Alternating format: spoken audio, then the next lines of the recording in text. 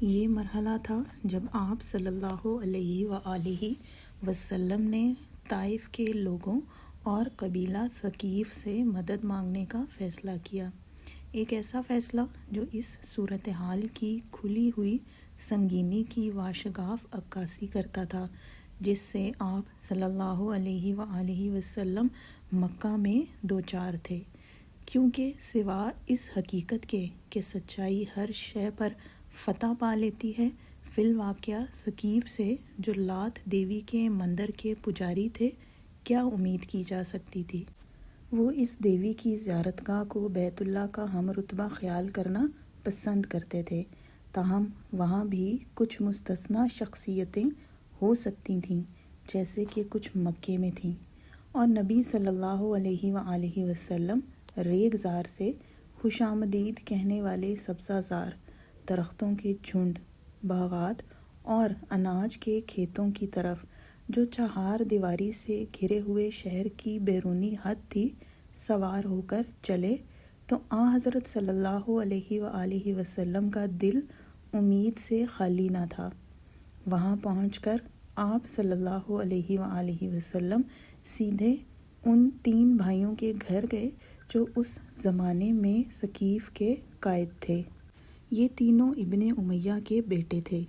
وہ شخص جس کو ولید طائف میں اپنا مثیل و نظیر سمجھتا تھا، قریتین یعنی 2 بستیوں کے 2 بڑے آدمیوں میں سے دوسرا، لیکن جب نبی صلی اللہ علیہ وآلہ وسلم نے ان سے اسلام لانے اور اپنے مخالفین کے خلاف مدد کے لیے فرمایا تو ان میں سے ایک فوراً بول اٹھا، اگر اللہ نے تم کو رسول بنا کر بھیجا ہے تو میں کعبے کے پردے نوچ کر پھینک دوں گا۔ دوسرے نے کہا، کیا خدا تمہارے سوا کسی دوسرے کو رسول بنا کر نہ بھیج سکتا تھا؟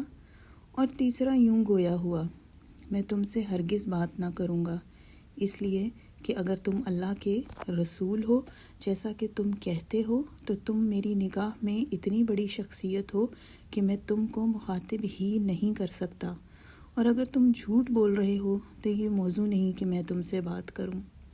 ان کی اس بد کلامی کے بعد نبی صلی اللہ علیہ وآلہ وسلم ان کے پاس سے اٹھ کر چلے، شاید اس ارادے سے کہ طائف میں کہیں اور کوشش کر دیکھیں، لیکن جب آپ صلی اللہ علیہ وآلہ وسلم ان کے پاس سے چل دیے تو انہوں نے اپنے غلاموں اور خادموں کو بھڑکایا کہ وہ آپ صلی اللہ علیہ وآلہ وسلم کی شان میں گستاخی کریں اور آپ صلی اللہ علیہ وآلہ وسلم پر آوازیں کسیں، یہاں تک کہ آپ صلی اللہ علیہ وآلہ وسلم کے خلاف ایک بھیڑ اکٹھا ہو گئی اور آپ صلی اللہ علیہ وآلہ وسلم مجبور ہو گئے کہ پھلوں کے ایک نجی باغ میں پناہ لیں۔ ایک بار جب آپ صلی اللہ علیہ وآلہ وسلم اس باغ میں داخل ہو گئے تو ہجوم منتشر ہونا شروع ہو گیا۔ آپ صلی اللہ علیہ وآلہ وسلم نے اپنے اونٹ کو کھجور کے ایک پیڑ سے باندھ دیا، انگور کی بیل کا سایہ تھا، ادھر گئے اور اس کی چھاؤں میں جا بیٹھے۔ جب آپ صلی اللہ علیہ وآلہ وسلم نے اپنے کو محفوظ اور بخیر محسوس کیا تو دعا کے لیے ہاتھ اٹھا دیے، اے پروردگار، میں تیرے حضور اپنی بے بسی اور لوگوں کی نگاہ میں اپنی بے قدری کا شکوہ کرتا ہوں۔ تو سارے ہی ناتوانوں کا پروردگار ہے، تو ہی میرا پروردگار بھی ہے۔ تو مجھے کس کے حوالے کر رہا ہے؟ دور دراز کے کسی بیگانے کے جو مجھ سے سختی کے ساتھ پیش آئے، یا دشمن کے جس کو تو نے میرے اوپر قابو پانے کی طاقت عطا کی ہے؟ تو مجھ سے ناراض نہ ہو تو مجھے کسی کی پرواہ نہیں، ہاں تیری طرف سے مجھے عافیت نصیب ہو جائے تو میرے لیے اس میں زیادہ کشادگی ہے۔ میں تیری تجلی ذات کی پناہ لیتا ہوں جس سے تاریکیاں بقوہ نور بن جاتی ہیں اور دنیا و آخرت دونوں کے معاملات سدھر اور سنور جاتے ہیں۔ مبادا کہ تو اپنا غضب مجھ پر نازل فرمائے، کہیں ایسا نہ ہو کہ تیری ناراضگی میرے نصیب میں آئے میں تیری مرضی پر راضی ہوں حتیٰ تو مجھ سے راضی نہ ہو جائے۔ کوئی انقلاب حال ممکن نہیں، کوئی طاقت باہم نہیں پہنچ سکتی مگر تیری ذات سے۔ وہ جگہ جہاں رسول اللہ صلی اللہ علیہ وآلہ وسلم نے امن و سکون پایا تھا اتنی سنسان نہ تھی جتنی دیکھنے میں معلوم ہوتی تھی۔ قریش کا ہر شخص اتنی دولت کی آس لگایا کرتا تھا جو طائف کی سرسبز پہاڑی پر ایک گھر اور ایک باغ خریدنے کے لیے کافی ہو جہاں وہ جا کر پناہ لے سکیں جب مکے کی گرمی کی شدت نقطۂ عروج پر ہو۔ یہ میوہ باغ ثقیف کے کسی شخص کی ملکیت نہ تھا بلکہ ایک ایسی جائیداد کا حصہ تھا جس پر شمسی قائدین عتبہ اور شیبہ کو حقوق مالکانہ حاصل تھے۔ یہ لوگ اس وقت بھی تاکستان یعنی انگوروں کی بیل کے کھیت سے متصل اپنے باغ کے ایک گوشے میں بیٹھے تھے۔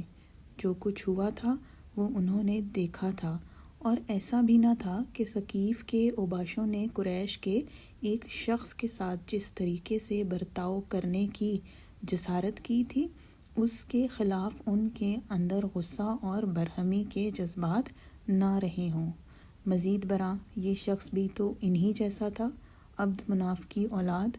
رہے اختلافات جو ان کے مابین حائل ہو گئے تھے، کیا اب وہ تقریباً ختم نہیں ہو گئے تھے؟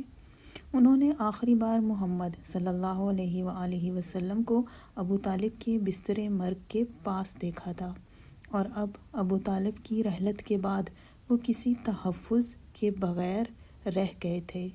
یہ محسوس کر کے کہ آپ صلی اللہ علیہ وآلہ وسلم کے ساتھ ان کے فیاضانہ سلوک کا جواز ہے، انہوں نے عداس نامی اپنے عیسائی غلام کو آواز دی اور اس سے کہا، یہ خوشہ انگور تشتری میں رکھ کر لے جاؤ، اس شخص کو دو اور ان سے کہو کہ اس میں سے کھائیں۔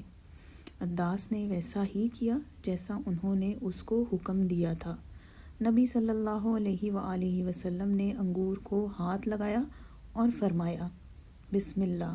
عداس غور سے آپ صلی اللہ علیہ وآلہ وسلم کے چہرے کو دیکھ رہا تھا۔ اس نے کہا، یہ الفاظ تو اس ملک کے لوگ زبان سے ادا نہیں کرتے۔ نبی صلی اللہ علیہ وآلہ وسلم نے دریافت کیا، تم کس ملک کے ہو اور تمہارا دین کیا ہے؟ اس نے جواب دیا، میں نینوا کی قوم کا ہوں۔ نبی صلی اللہ علیہ وآلہ وسلم نے سوال کیا، متیٰ کے بیٹے راست باز یونس علیہ السلام کے شہر کا؟ عداس نے پوچھا، تم کیا جانو متیٰ کے بیٹے یونس کے بارے میں کچھ؟ جواب ملا، وہ ایک نبی تھے، میں بھی ایک نبی ہوں۔ عداس جھکے اور آن حضرت صلی اللہ علیہ وآلہ وسلم کا سر، ہاتھ اور پیر چوم لیا۔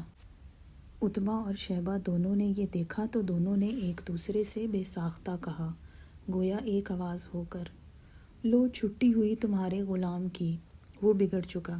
اور جب عداس ان کے پاس واپس پہنچے، نبی صلی اللہ علیہ وآلہ وسلم کو اطمینان سے انگور کھاتا چھوڑ کر تو انہوں نے کہا، دور ہو عداس، کیا دیکھا تو نے جو اس شخص کا سر اور ہاتھ اور پیر چوم لیا؟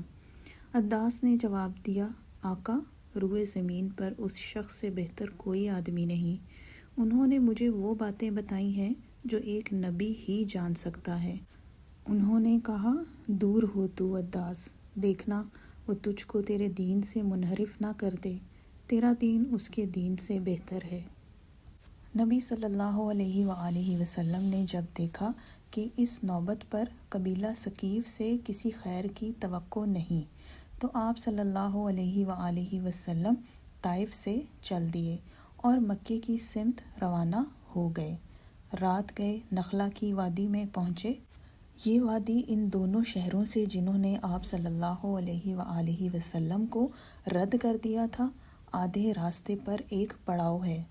رد کیے جانے کے شدید احساس کے لمحے میں دور دراز نینوا کے ایک باشندے نے آپ صلی اللہ علیہ وآلہ وسلم کی نبوت کا اعتراف کیا تھا، اور اب جب کہ آپ صلی اللہ علیہ وآلہ وسلم نخلا کے مقام پر نماز میں کھڑے ہوئے تھے، جنوں کی ایک ٹولی قریب سے گزری، نصیبین میں سے 7 جن، اور وہ ٹھٹک کر کھڑے ہو گئے۔ قرآن کی جو آیات آپ صلی اللہ علیہ وآلہ وسلم تلاوت فرما رہے تھے، ان سے مسحور ہو کر نبی صلی اللہ علیہ وآلہ وسلم کو معلوم تھا کہ آپ صلی اللہ علیہ وآلہ وسلم صرف انسانوں کی دنیا کے لیے رسول بنا کر نہیں بھیجے گئے ہیں۔ وحی نے قریبی زمانے میں اس کی وضاحت کر دی تھی۔ ہم نے نہیں بھیجا ہے تم کو مگر عالمین کے لیے رحمت بنا کر۔ سورۃ الانبیاء آیت نمبر 107۔ اور ایک ابتدائی سورۃ الرحمن میں جن اور انس دونوں کو مخاطب کر کے جہنم سے جو بدی کی سزا ہوگی خبردار کیا گیا ہے، اور دونوں سے جنت کا جو پاک بازی کا انعام ہوگی وعدہ کیا گیا ہے۔ اب یہ وحی نازل ہوئی، اے نبی کہو میری طرف وحی بھیجی گئی ہے کہ جنوں کے ایک گروہ نے غور سے سنا، پھر جا کر اپنی قوم کے لوگوں سے کہا، ہم نے ایک عجیب قرآن سنا ہے جو راہ راست کی طرف رہنمائی کرتا ہے، اس لیے ہم اس پر ایمان لے آئے ہیں۔ سورۃ الجن آیت نمبر 1 اور 2۔ اور ایک دوسری وحی نے بتایا کس طرح جن اپنی قوم کی طرف پلٹے اور اپنی قوم پر زور دیا کہ اللہ کے داعی کی پکار پر لبیک کہیں۔ نبی صلی اللہ علیہ وآلہ وسلم کو انہوں نے اسی داعی اللہ کے لقب سے یاد کیا۔ سورۃ الاحقاف آیت نمبر 30 اور 31۔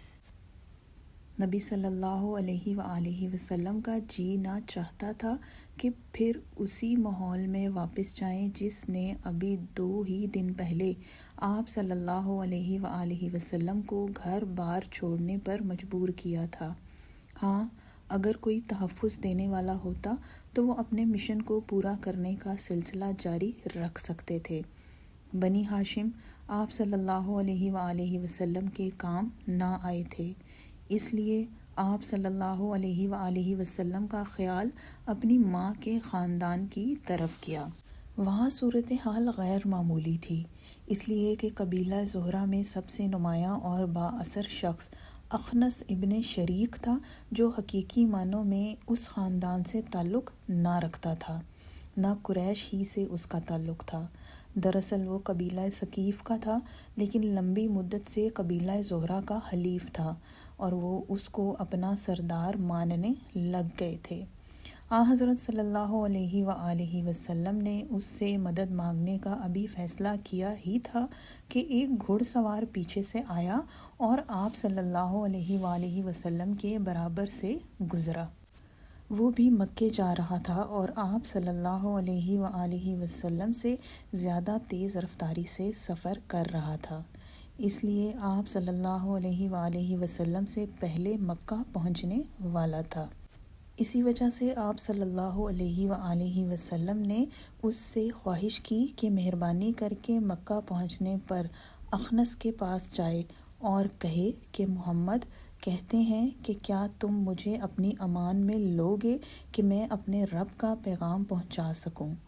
گھڑ سوار مہربان تھا، اس نے ذمہ داری لی کہ وہ جواب لے کر واپس آئے گا، جو نفی میں نکلا، کیونکہ اخنس نے بس اتنا کہا کہ کسی حلیف کو اس خاندان کی جانب سے بات کرنے اور امان دینے کا اختیار نہیں ہے جو پورے خاندان کو جس کا وہ حلیف ہے پابند کر دے۔ نبی صلی اللہ علیہ وآلہ وسلم نے جو اب مکہ سے بہت دور نہ تھے، اسی قسم کا پیغام سہیل کے پاس بھیجا۔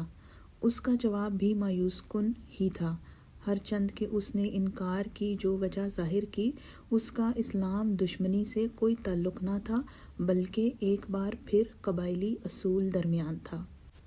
مکہ کی وادی میں اس کا خاندان باقی سب خاندانوں سے اس لحاظ سے الگ تھا کہ یہ لوگ تنہا عامر ابن لویج کی اولاد تھے، جبکہ دوسرے سب عامر کے بھائی کعب کی اولاد تھے۔ سہیل نے جواب میں صرف اتنا کہا، عامر کے بیٹے کعب کے بیٹوں کے خلاف امان نہیں دیتے۔ یہ جواب سننے کے بعد نبی صلی اللہ علیہ وآلہ وسلم اس راستے سے جو شہر کو جاتا تھا کترا کے چلے، اور آپ صلی اللہ علیہ وآلہ وسلم نے غار حرا میں پناہ لی، جہاں پہلی وحی آپ صلی اللہ علیہ وآلہ وسلم پر نازل ہوئی تھی۔ وہاں سے آپ صلی اللہ علیہ وآلہ وسلم نے اپنی درخواست ایک ایسے سرکردہ شخص کے پاس بھیجی جس سے خود آپ صلی اللہ علیہ وآلہ وسلم کی زیادہ قریب کی رشتہ داری تھی۔ مطعم نوفل کا سردار ان 5 آدمیوں میں سے ایک جنہوں نے شعب ابی طالب کے مقاطعے کے کالعدم کیے جانے کی خاطر مہم منظم کی تھی۔ مطعم فی الفور راضی ہو گیا۔ اس نے کہلا بھیجا شہر میں داخل ہو، اور اگلی صبح اپنے بیٹوں اور بھتیجوں کے ہمراہ پورے طور پر مسلح ہو کر نبی صلی اللہ علیہ وآلہ وسلم کو اپنی نگرانی میں کعبے تک لے گیا۔ ابو جہل نے دریافت کیا، آیا وہ محمد صلی اللہ علیہ وآلہ وسلم کے پیروکار ہو گئے ہیں؟ انہوں نے جواب دیا، ہم ان کو امان دے رہے ہیں۔ اور مخزومی بس اتنا کہہ پایا، جس کو تم امان دو اس کو ہم بھی امان دیتے ہیں۔